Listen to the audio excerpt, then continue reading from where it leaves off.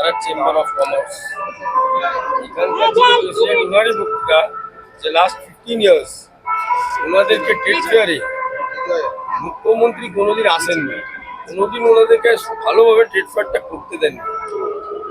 আজ পশ্চিমবঙ্গে সরকার চলে গেছে, নতুন সরকার এসেছে।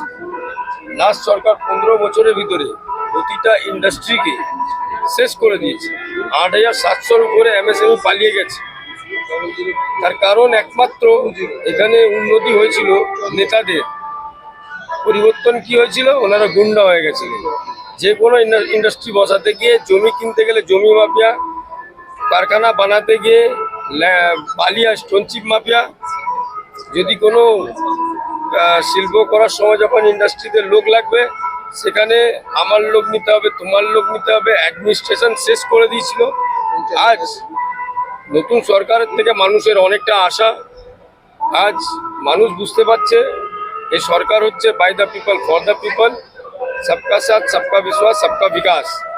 এর জন্যে আজ ভারত এখানে যেখানে উপস্থিত হয়েছি ভারত চেম্বার অফ কমার্সে, এনাদের বিশ্বাস হচ্ছে যে এবার পশ্চিমবঙ্গের শিল্প বাড়বে, পশ্চিমবঙ্গে শিল্প আসবে। শুধু এনাদের না, প্রতিটা মানুষের বিশ্বাস, আর আমরা এটাকে পূরণ করবো নিশ্চিত।